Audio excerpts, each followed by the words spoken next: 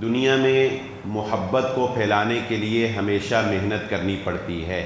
اس کے مقابلے میں نفرت جو ہے وہ بڑی آسانی سے پھیلتی ہے۔ لوگوں کو یہ باور کروانے لگے کہ اگر تم اہل بیت سے محبت کرتے ہو، اگر تمہیں حضرت حسین سے محبت ہے تو محبت کا تقاضا یہ ہے کہ تم نفرت پھیلاؤ۔ یہ کیسی بے وقوفانہ بات ہے۔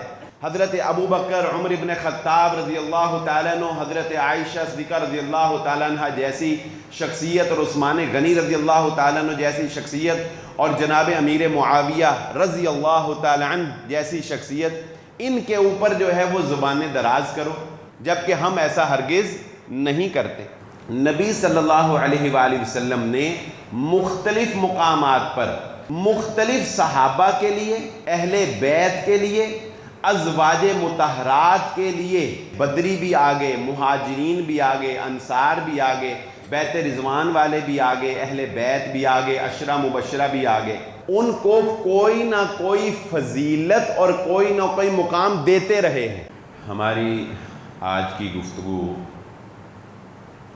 ظاہری سی بات ہے کہ موقع کی مناسبت سے محرم الحرام کا جو مہینہ اور بالخصوص اس ماہ مبارک کے اندر 9 محرم الحرام اور 10 محرم الحرام کا دن، اور پھر اسی دن میں حضرت حسین رضی اللہ تعالیٰ عنہ کی شہادت کا واقعہ پیش آنا، اور اس کے بعد آج تک امت کے اندر اس دن کو لے کر جو مناظر ہم دیکھ رہے ہیں، ان کی وضاحت اور اپنی آنے والی نسل نو کو حقائق سے مطلع کرنا، یہ میرا اور آپ کا اولین فریضہ ہے۔ ایک بات ذہن نشین رکھیے گا، دنیا میں محبت کو پھیلانے کے لیے ہمیشہ محنت کرنی پڑتی ہے۔ محبت صرف باتوں سے نہیں ملتی، محبت کے لیے جانیں دینی پڑتی ہیں، قربانیاں دینی پڑتی ہیں، عملاً کچھ کر کے دکھانا پڑتا ہے۔ اس کے مقابلے میں نفرت جو ہے وہ بڑی آسانی سے پھیلتی ہے۔ اگر آپ نے کسی کے دل میں کسی کے لیے محبت قائم کرنی ہو تو تجربہ کر کے دیکھ لیجئے گا، اس کو آپ جتنی مرضی باتیں کرتے رہیں، جب تک دوسرا بندہ اپنے عمل سے محبت ظاہر نہیں کرے گا وہ کبھی بھی اس سے محبت نہیں کر سکتا۔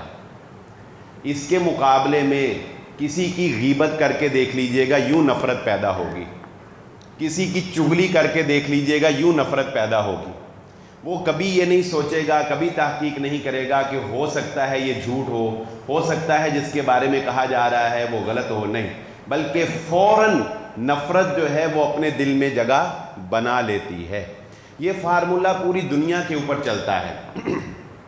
یہی فارمولہ آپ کو یاد ہوگا، میں نے صحافت کے اوپر ایک جمعہ پڑھایا تھا، اس میں بھی میں نے یہ بیان کیا تھا کہ صحافت میں سب سے پہلی بات جو صحافیوں کو سکھائی جاتی ہے وہ یہی سکھائی جاتی ہے کہ خبر کا وہ حصہ جو نیگیٹو ہوتا ہے ہمیشہ اس کو اوپر رکھا جاتا ہے، کیونکہ وہ بہت تیزی سے سپریڈ ہوتا ہے، وہ بہت تیزی سے پھیلتا ہے۔ پاکستان کے بارے میں اس کی خوشحالی، اس کی ترقی، کتنی خبریں مثبت ہوں، اس کے اوپر لوگوں کے کان کھڑے نہیں ہوں گے۔ ایک خبر آ جائے کہ پاکستان انڈیا کی اٹیک ہو گیا ہے، پاکستان انڈیا کی جنگ ہو گئی ہے، فوراً وہ خبر جو ہے وہ بوسٹ کر جائے گی۔ یہ ایک انسانی جذبہ اور ایک انسان کے اندر طبعاً پایا جاتا ہے کہ محبت محنت مانگتی ہے، محبت انسان کرنے والے اور محبت کے بارے میں پازیٹیو سوچنے والے دل تھوڑے ہوتے ہیں، نفرت جلدی پھیلتی ہے، نفرت پھیلانے والے زیادہ ہیں، نفرت کو قبول کرنے والے زیادہ ہیں۔ اسی لیے آپ یہ دیکھیں گے کہ حضرت حسین رضی اللہ تعالیٰ عنہ کی شہادت کے بعد امت کے اندر، امت کو تقسیم کرنے میں، امت کے اندر انتشار پھیلانے میں، امت کے اندر نفرت پھیلانے میں، امت کو دست و گریباں کرنے کے اندر، بلکہ قتل و غارت تک نوبت پہنچا دینے میں نفرتیں پھیلانے والے لوگ محبتوں کے مقابلے میں زیادہ کامیاب نظر آئیں گے۔ یہ حقیقت ہے، اس سے انکار نہیں کیا جا سکتا۔ لیکن ہمارا پیغام وہ محبت کا پیغام ہے، ہمارا پیغام نفرت کا پیغام نہیں ہے۔ ہم ہر اس بندے کو جو سچے دل سے لا الہ الا اللہ محمد الرسول اللہ صلی اللہ علیہ وآلہ وسلم کی گواہی دیتا ہے، جو کوئی ایسا کام نہیں کرتا جو اس کو دائرہ اسلام سے خارج کر دے، ہم اس کو مسلمان بھی گردانتے ہیں اور قطعاً اس بات کو درست نہیں سمجھتے کہ اس کے اوپر کسی قسم کا کوئی بھی حملہ کیا جائے، کسی قسم کا اس کے اوپر کوئی بھی اٹیک کیا جائے۔ اب دیکھیے حضرت حسین رضی اللہ تعالیٰ عنہ کی شہادت کے بعد امت کے اندر اس بات کو فروغ دیا جانے لگا کہ وہ لوگ جو حضرت حسین رضی اللہ تعالیٰ عنہ کی شہادت میں شریک نہیں بھی ہیں، دور سے بھی ان کا تعلق حضرت حسین رضی اللہ تعالیٰ عنہ کی شہادت سے نہیں ہے، تب کچھ لوگوں نے لوگوں کو یہ باور کروایا کہ تبرہ کرنا، گالی دینا یہ دین ہے۔ یعنی لوگوں کو یہ باور کروانے لگے کہ اگر تم اہل بیت سے محبت کرتے ہو، اگر تمہیں حضرت حسین سے محبت ہے تو محبت کا تقاضا یہ ہے کہ تم نفرت پھیلاؤ۔ یہ کیسی بے وقوفانہ بات ہے کہ وہ لوگوں کو بتاتے ہیں کہ نعوذ باللہ اہل بیت سے محبت کا مطلب ہے کہ صحابہ پہ تبرہ کرو۔ حضرت ابو بکر، عمر ابن خطاب رضی اللہ تعالیٰ عنہ، حضرت عائشہ صدیقہ رضی اللہ تعالیٰ عنہ جیسی شخصیت اور عثمان غنی رضی اللہ تعالیٰ عنہ جیسی شخصیت اور جناب امیر معاویہ رضی اللہ تعالیٰ عنہ جیسی شخصیت، ان کے اوپر جو ہے وہ زبانیں دراز کرو۔ تو میں یہ پوچھتا ہوں اب ان کہنے والوں سے کہ حضرت حسین رضی اللہ تعالیٰ عنہ سے محبت میں یہ کہاں لازم ہے کہ تم دوسرے صحابہ پہ تبرہ کرو، جبکہ ہم ایسا ہرگز نہیں کرتے۔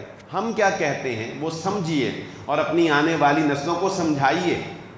ہم یہ کہتے ہیں قرآن و سنت کی روشنی کے اندر کہ رسول اللہ صلی اللہ علیہ وآلہ وسلم نے مختلف مقامات پر، اس بات کو بڑے غور سے سمجھنا ہے آپ نے، کیونکہ یہی بات جو ہے یہ ہماری اصل اور ہماری بنیاد ہے۔ نبی صلی اللہ علیہ وآلہ وسلم نے مختلف مقامات پر مختلف صحابہ کے لیے، اہل بیت کے لیے، ازواج مطہرات کے لیے، یعنی اپنے تمام ساتھیوں کے لیے جن میں بدری بھی آگے، مہاجرین بھی آگے، انصار بھی آگے، بیت رضوان والے بھی آگے، اہل بیت بھی آگے، عشرہ مبشرہ بھی آگے، آپ مختلف مقامات پر ان کو کوئی نہ کوئی فضیلت اور کوئی نہ کوئی مقام دیتے رہے ہیں۔ ہم رکھیں گے آپ کے سامنے کیوں دیتے رہے ہیں، تاکہ لوگوں کے دلوں کے اندر آپ صلی اللہ علیہ وآلہ وسلم کے دنیا سے تشریف لے جانے کے بعد ان لوگوں کا تقدس اور احترام جو ہے وہ کم نہ ہو، کیونکہ اگر ان لوگوں کا احترام ختم ہو گیا، اگر ان لوگوں کا تقدس ختم ہو گیا تو یہ تو وہ لوگ ہیں جنہوں نے دین آگے پہنچانا ہے۔ اگر یہی لوگ جو ہیں یہ مشکوک ہو گئے تو دین ہی مشکوک ہو جائے گا سارے کا سارا۔ مثال کے طور پہ ایک مثال سے سمجھ لیتے ہیں، غدیر خم، اس کے اوپر بھی میں نے ایک پورا جمعہ پڑھایا ہے، آپ کو پتہ ہے یہ ایک مقام ہے جہاں پر رسول اللہ صلی اللہ علیہ وآلہ وسلم نے اپنا جو زندگی کا آخری حج کیا ہے حجۃ الوداع، اس سے واپسی پر آپ صلی اللہ علیہ وسلم غدیر خم کے مقام پر رکے۔ یہ وہ علاقہ ہے جو ایک سینٹر پوائنٹ ہے جہاں سے پھر سارے قبیلے والے اپنے اپنے علاقوں کو چلے جاتے ہیں اور نبی صلی اللہ علیہ وسلم مدینے کو چلے گئے، تو وہاں آپ رکے اور وہاں آپ نے ایک جاندار خطبہ ارشاد فرمایا۔ اس خطبہ میں اللہ کے نبی صلی اللہ علیہ وآلہ وسلم نے اہل بیت یعنی نبی صلی اللہ علیہ وآلہ وسلم کے گھر والے، گھرانے والے، اس پہ بھی الحمدللہ ہم نے پورا جمعہ پڑھایا کہ اہل بیت میں کون کون شامل ہے۔ یہ باتیں آپ کو یاد ہونی چاہیے، تبھی ہماری یہ گفتگو آپ کو فائدہ دے رہی ہوگی۔ اہل بیت، نبی صلی اللہ علیہ وسلم نے اس خطبہ میں اہل بیت کی فضیلت بیان کی اور کیا فرمایا؟ فرمایا میں تم میں دو چیزوں کو چھوڑ کے جا رہا ہوں، ان دو چیزوں کو لازم پکڑے رکھنا۔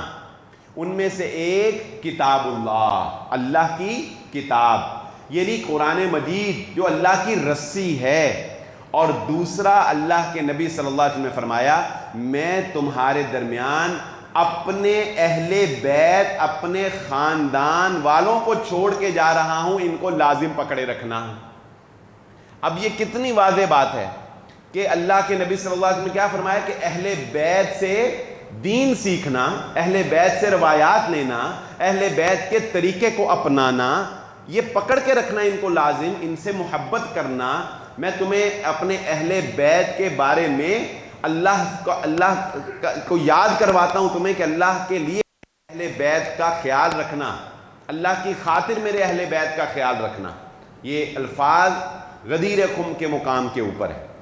اب ایک طرف آپ یہ الفاظ رکھ لیں، ایک بندہ کیا کرتا ہے، وہ ان الفاظ کو تو بیان کرتا ہے اور ان الفاظ کو بیان کر کے اہل بیت کی محبت کو لوگوں کے دلوں میں راسخ کرتا ہے، لیکن دوسری طرف نبی صلی اللہ علیہ وآلہ وسلم کے ہی الفاظ ہیں۔ آپ صلی اللہ علیہ وآلہ وسلم نے فرمایا علیکم بسنتی، تمہارے اوپر لازم ہے کہ میرے طریقے کو اپناؤ اور سنت خلفائے راشدین، اور میرے بعد خلفائے راشدین کے طریقے کو اپناؤ، یہ تمہارے اوپر لازم ہے۔ بات سمجھ گئے؟ جہاں اہل بیت کا کہا کہ ان کو لازم پکڑو، تو خلفائے راشدین کا بھی کہا کہ ان کے طریقے کو بھی کیا پکڑو، لازم پکڑو۔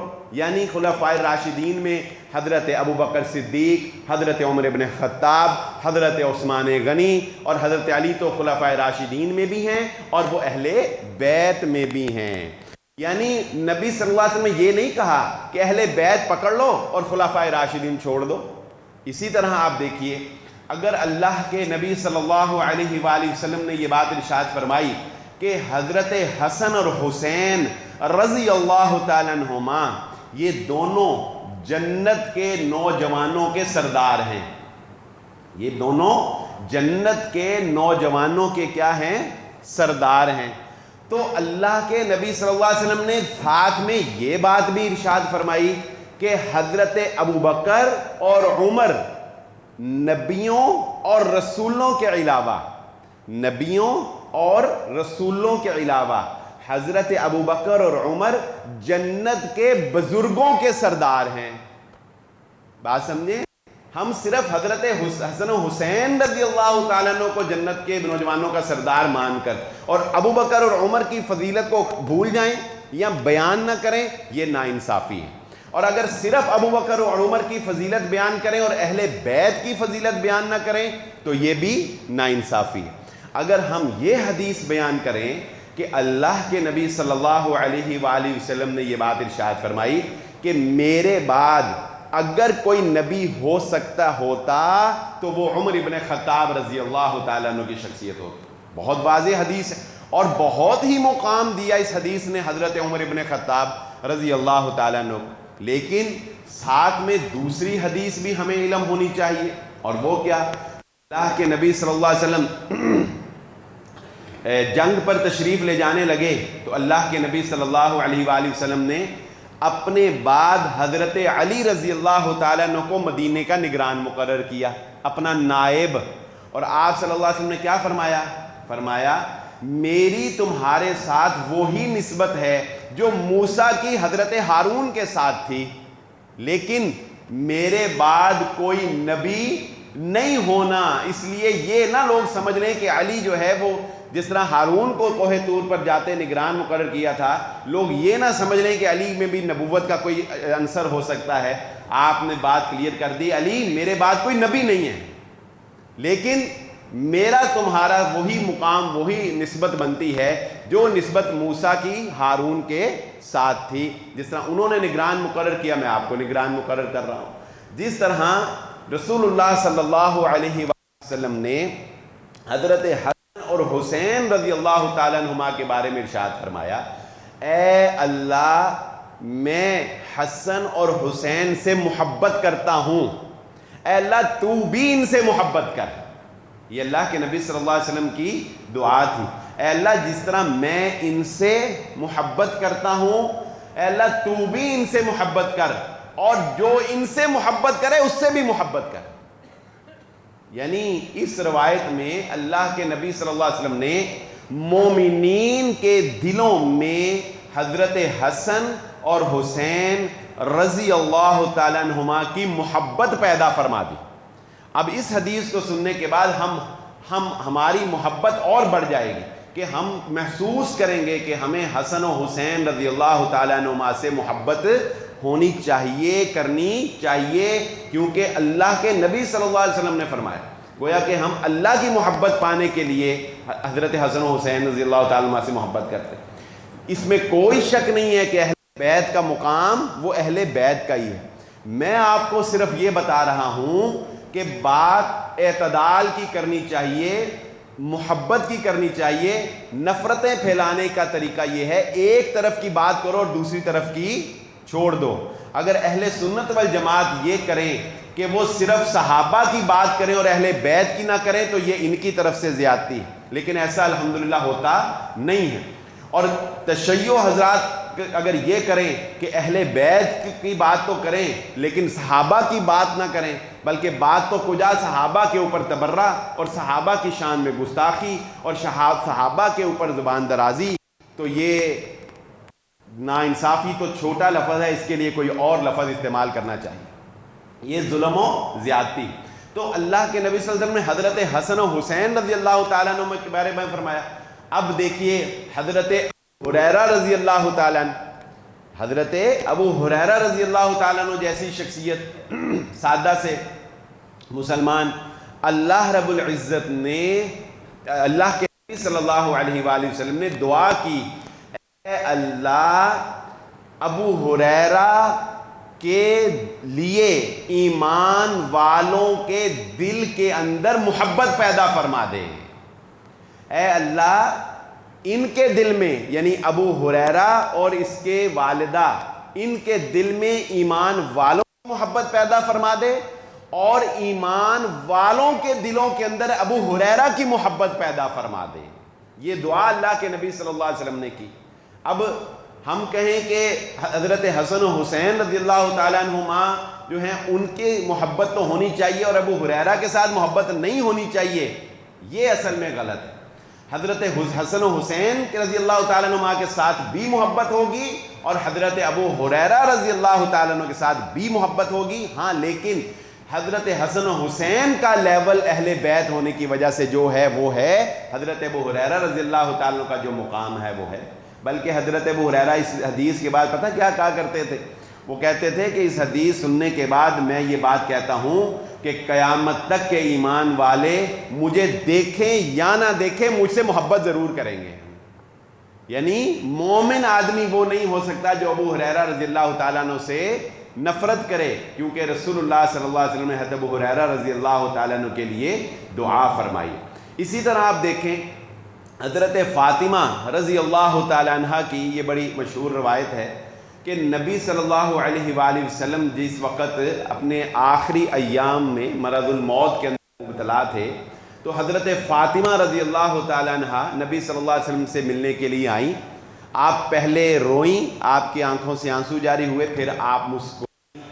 تو اس مسکرانے کی وجہ جو بعد میں انہوں نے بیان کی وہ کیا تھی؟ فرمایا کہ مجھے اللہ کے نبی صلی اللہ علیہ وآلہ وسلم نے فرمایا فاطمہ مجھ سے جنت میں سب سے پہلے جس کی ملاقات ہوگی وہ آپ ہوں گی۔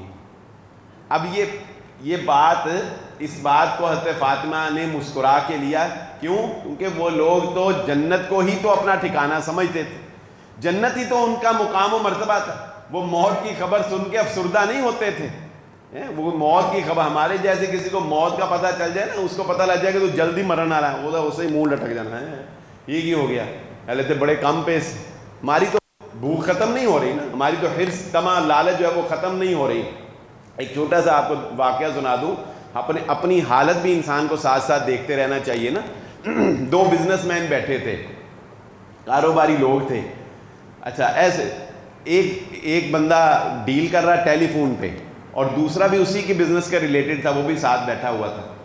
اس نے 10 منٹ لگے ہوں گے یا 12 منٹ لگے ہوں گے، فون کے اوپر اس نے ایک پرچیزنگ کی، ایک چیز خرید۔ سمجھ لیں کہ اس نے ایک جہاز خرید لیا، مثال دے رہا ہوں، اچھا خرید لیا، کتنے کروڑ کا جی خریدا گیا، بیٹھ گئے، اب ہم ایسے گپے شپے لگانے لگ گئے. اس کے بعد 5 منٹ بعد اس نے دوبارہ فون کیا، اب اس نے گاہک کو فون کیا، گاہک کے ساتھ ڈیل کی، کوئی 10 منٹ اس کے اندر لگ گئے ہوں گے، چلو جی وہ ڈیل اس کی 10 منٹ کے اندر فائنل ہو گئی، یعنی 20 منٹ میں اس نے ایک چیز خریدی اور ایک چیز بیچ دی. اب وہ جو دوسرا بندہ بیٹھا تھا نا، وہ اسی کے کاروبار کے ریلیٹڈ تھا، تو وہ اس کو پتہ کیا کہتا ہے، کہتا ہے ماشاء اللہ حاجی صاحب لگتا ہے کوئی 5 کروڑ روپیہ بچ گیا ہونا ہے اس ڈیل سے، تھانوں 20 منٹ کے اندر ایک ڈیل کی، کوئی مینوفیکچرنگ نہیں کی، ایک چیز خرید کے دوسری جگہ بیچ، کہتا 5 کروڑ روپیہ آپ کو بچ گیا ہونا ہے اس ڈیل میں سے. وہ حاجی صاحب نا کیلکولیٹر ان کے ہاتھ میں تھا، کیلکولیٹر مارتے ہوئے نیچے دیکھا، تھوڑا سا مسکرائے، کہندے نہیں بچے تے 5 کروڑ نالوں بھی زیادہ نے، پر کی کریے بھوک ختم ہی نہیں ہوتی. بات سمجھے؟ کہتا بچے تے 5 کروڑ نالوں بھی زیادہ نے، پر کی کریے بھوک نہیں ختم ہوتی. یہ وہ بات ہے جو میرے اور آپ کے اندر آج پائی جاتی ہے. ہمیں موت کی خبر سن کے افسردگی ہوتی ہے، ہم موت کی خبر سن کے کبھی نہیں مسکرائیں گے. یہ کیوں؟ اس لیے کہ ہمیں دنیا میں ابھی جینا ہے، ہمیں ابھی پیسے چھاپنے ہیں، ہماری ابھی بھوک باقی ہے، ہمیں ابھی اپنا پیٹ بھرنا ہے. لیکن یہ پیٹ دنیا نہیں بھر سکے گی، یہ پیٹ مٹی بھرے گی، قبر کی مٹی ہماری بھرے گی. حضرت فاطمہ رضی اللہ تعالی عنہ موت کی خبر سن کے مسکرائیں، اور کیا خبر تھی کہ مجھ سے سب سے پہلے جنت میں آپ کی ملاقات ہونی ہے. یہ ایک بہت بڑی فضیلت ہے. لیکن جہاں یہ فضیلت ہے وہاں اللہ کے نبی یہ فضیلت ایک خاص حضرت فاطمہ کو مینشن کر کے تھی، اور دوسری جگہ اس فضیلت میں جو اصل نقطے کی بات ہے وہ ہے حضرت فاطمہ کو جنت کی بشارت. موت کی خبر نہیں، موت کی خبر کو کوئی فضیلت نہیں ہے. بیسیکلی جو فضیلت ہے وہ کیا ہے کہ آپ مجھ سے سب سے پہلے جنت میں ملیں گی، جنت کی بشارت حضرت فاطمہ کو، بہت بڑی فضیلت. اچھا اب دوسری طرف آ جائیے، ہم ازواج مطہرات کو اس فضیلت کی وجہ سے دوسری جو ازواج مطہرات کی فضیلت ہے وہ ہم چھپا دیں، یہ ناانصافی. اب ازواج مطہرات کے بارے میں رسول اللہ صلی اللہ علیہ وآلہ وسلم نے کامن یہ بات ارشاد فرمائی اپنی بیویوں کے بارے میں کہ اے میری ازواج، تم میں سے، یہ الفاظ پہ غور کیجئے گا، اے ازواج تم میں سے مجھ سے جنت میں سب سے پہلے وہ ملے گی جس کے ہاتھ بڑا کھلا ہے، جس کا ہاتھ بڑا کھلا ہے. اب اس حدیث میں بھی اللہ کے نبی صلی اللہ علیہ وسلم نے ساری ازواج کو جنت کی بشارت دے دی. پہلے ملنے والی کا بتا دیا، لیکن بعد میں جو آئیں گی وہ بھی تو ملیں گی نا جنت میں. اب یہ حدیث بھی تو بھائی نبی صلی اللہ علیہ وسلم کا فرمان ہے نا، یہ کیوں بھول جاتے ہیں؟ اور پھر وہ حضرت زینب بنت جحش رضی اللہ تعالی عنہا نبی صلی اللہ علیہ وسلم کی بیوی تھیں جو ازواج میں سب سے پہلے وفات پائی، اور صحابیات کہتی ہیں ہمیں اس وقت سمجھ آئی کہ ہاتھ کھلے ہونے سے کیا مطلب ہے، کہ یہ تمام ازواج میں سب سے زیادہ صدقہ اور خیرات کرنے والی تھیں، سب سے زیادہ اللہ کے راستے میں دینے. تو اس ساری گفتگو سے جو چند اور بھی کئی ایسے نکات آپ کو سرچ کریں تو مل جائیں گے، اس ساری بات سے جو میں آپ کو بات سمجھانا چاہتا ہوں وہ یہ کہ امت کو جب ایک پہلو دکھایا جائے گا دوسرا چھپایا جائے گا تو نفرت پھیلے گی. جب ایک پہلو دکھایا جائے گا اور دوسرے کے بارے میں غلط بیانیاں کی جائیں گی تو نفرتیں پھیلیں گی. حق یہ ہے کہ اہل بیت سے محبت بھی ہمارا ایمان ہے اور صحابہ کرام سے محبت بھی ہمارا ایمان ہے. اگر نبی صلی اللہ علیہ وآلہ وسلم یہ بات فرماتے ہیں کہ فاطمہ بضعۃ منی، فاطمہ میرے جگر کا ٹکڑا ہے، جس نے فاطمہ کو تکلیف دی اس نے مجھے تکلیف دی، چنانچہ فاطمہ کو تکلیف نہ دینا.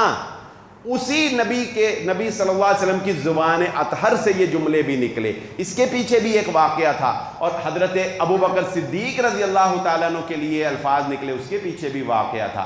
آپ نے فرمایا اے لوگو، جس وقت لوگوں نے مجھے جھٹلایا اس وقت ابو بکر مجھ پر ایمان لائے، جس وقت لوگوں نے مجھے تنہا چھوڑا اس وقت ابو بکر نے میرا ساتھ دیا. اور ابو بکر نے اپنے مال کے ساتھ میرا ساتھ دیا، میری خاطر ابو بکر کو چھوڑ دو، ابو بکر کو تکلیف نہ دیا کرو۔ کیا مطلب کہ ابو بکر سے معاملات کرنے میں اگر تمہیں کبھی کوئی مسئلہ لگتا بھی ہو نا تو نہ خاموش ہو جایا کرو ابو بکر کے ساتھ مقابلہ کرنے کی، ابو بکر صدیق رضی اللہ تعالیٰ عنہ کے ساتھ جو ہے وہ اذیت دینے کی ان کو کوشش نہ کیا کرو۔ روایت کے الفاظ ہیں، راوی کہتے ہیں جب آپ نے یہ بات ارشاد فرما دی اس کے بعد کسی صحابی نے کبھی ابو بکر کو کوئی تکلیف نہیں پہنچائی۔ یہ بھی اللہ کے نبی صلی اللہ علیہ وسلم کا فرمان ہے۔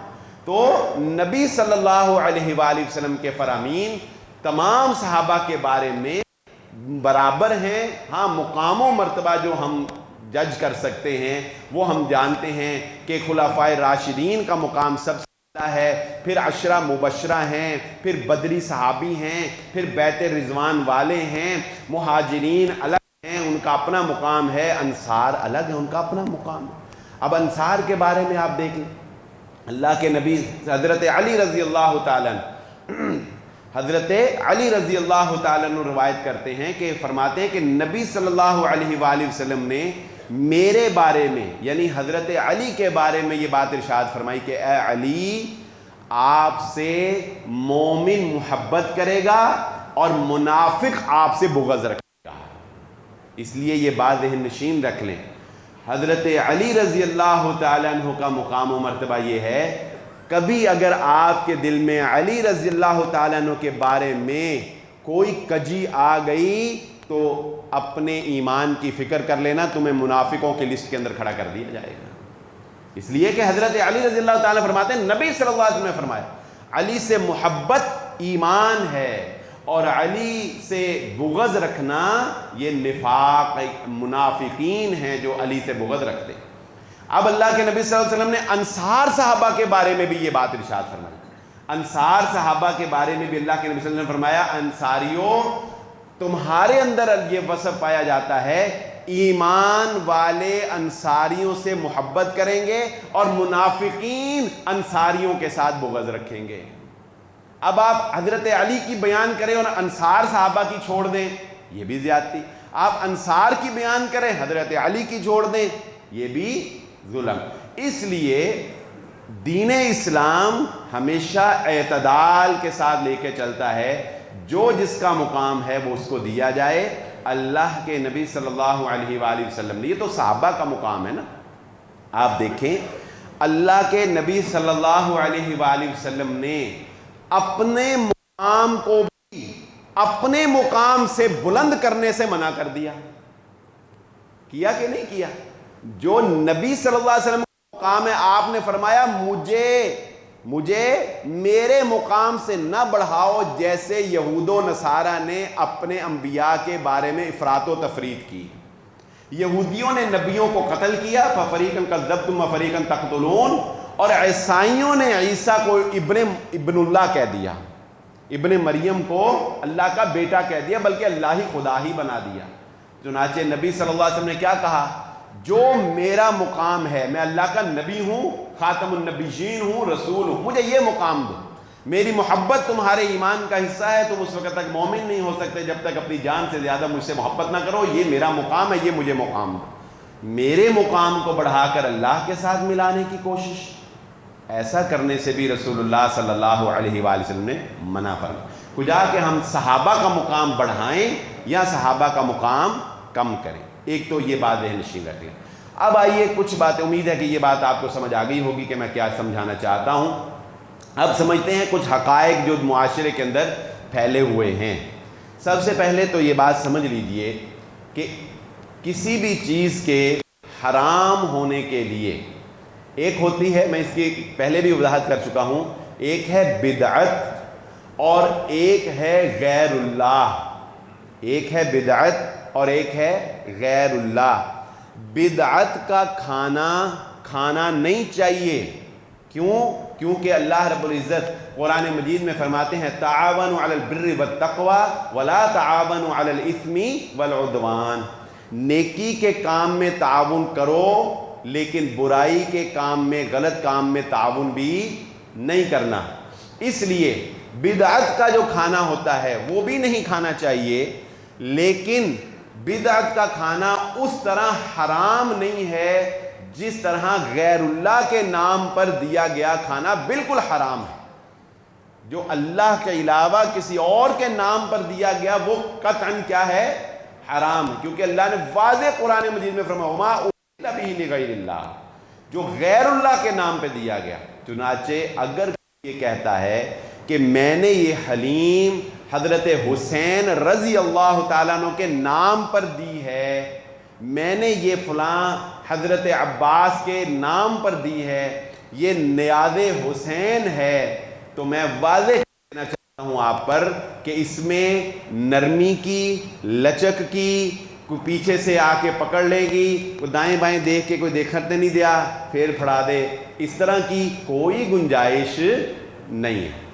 ویسے تو یہ لوگوں کو پہلے ہی پتہ ہوتا ہے کہ اہل حدیثاں دا گھر اتنے دینی ہی نہیں ہے، لیکن اگر کوئی اہل حدیث ذرا کوئی میرے جیسا ذرا کمزور ہو تو لوگ ٹرائی مار لیتے ہیں کہ پھڑایا ہو سکتا ہے پھاڑی لیں۔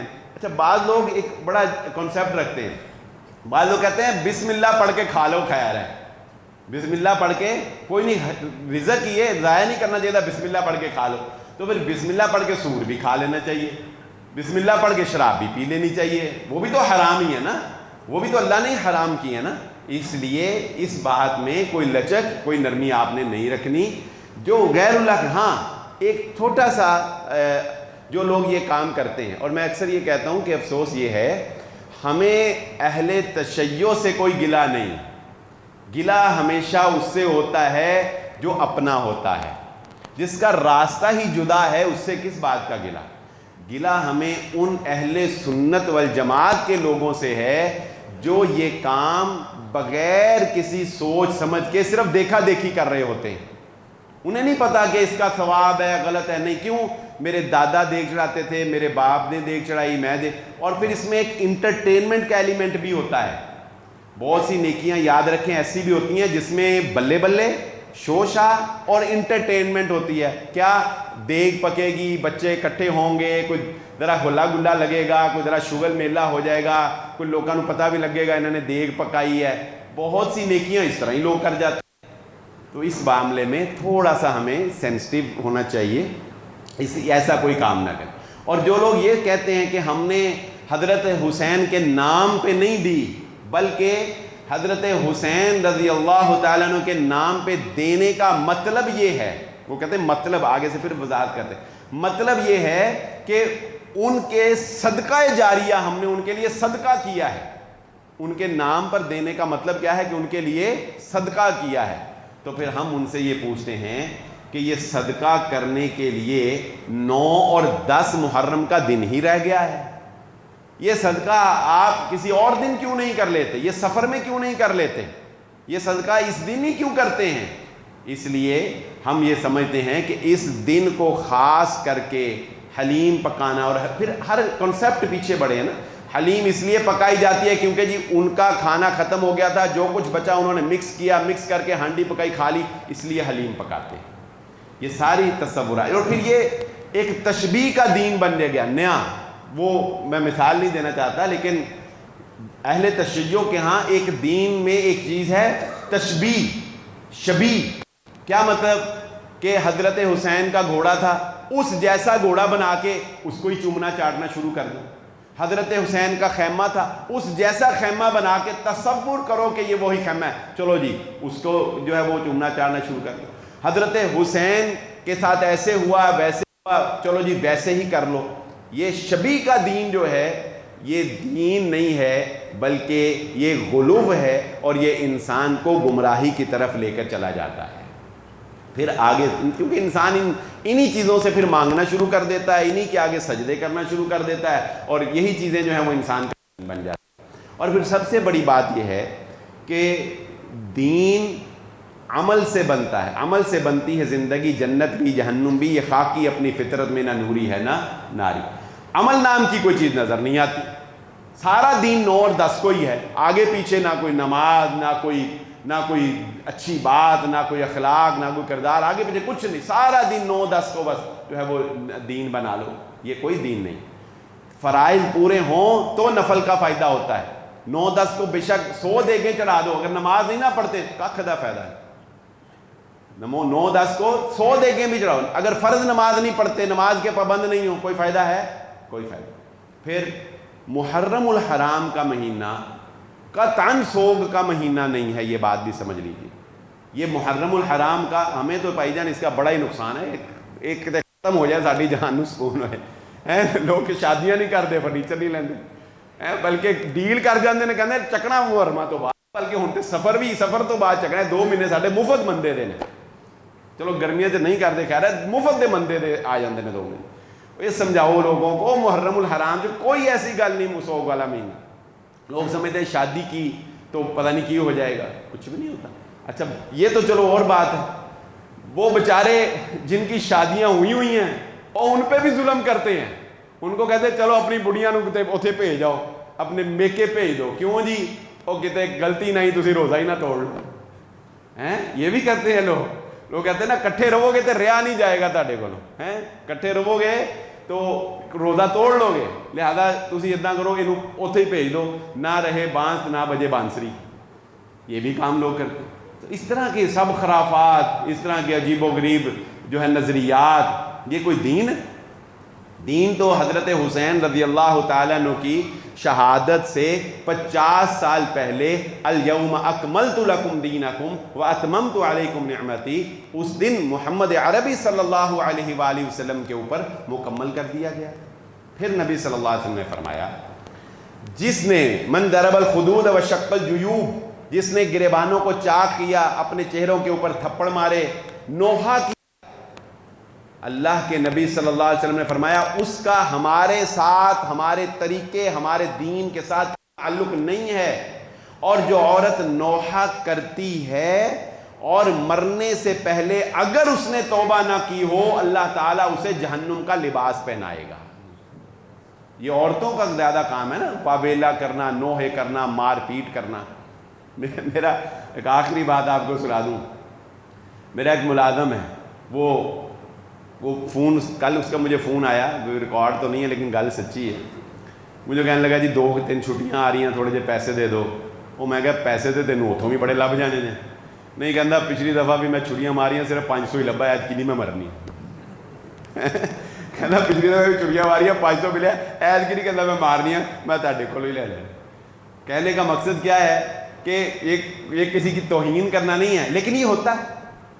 یعنی جو امیر ہیں وہ نہیں چھریاں مارتے, وہ نہیں پٹتے, اور جو غریب ہیں ان کو پیسے دے کے پٹوا کے موویاں بنا کے کہتے ہیں یہ دیکھو یہ دین ہے. یہ دین ہے؟ امیر, وہ مجھے نام بھول گیا, ایک شیخ کا, بہت بڑے شیخ تھے, تو ان کو کسی نے کہا, شیعہ نے, کہ دیکھیں یہ معجزہ ہے, ہم چھریاں مارتے ہیں, ہم کرتے ہیں, اور ہمارے زخم بھی نہیں ہوتے, اور اگر ہوتے ہیں تو دیکھو کتنی جلدی ٹھیک ہو جاتے ہیں. انہوں نے کہا گل ہے کہ یہ چھری بھی تیری, ہاتھ بھی تیرا, تے جسم بھی تیرا. چھری ہوئے میرے کو مارا میں, جسم ہوئے تیرا, پھر زخم ٹھیک ہوئے تے معجزہ بنی. جو آپ ہی مارنی ہے ایسے حساب نہ, تے پھر تے زخم آپ ہی ٹھیک ہو جانے. ماری اسی تے ہون, پھر زخم ٹھیک ہوئے, پھر پہلے پتہ لگے.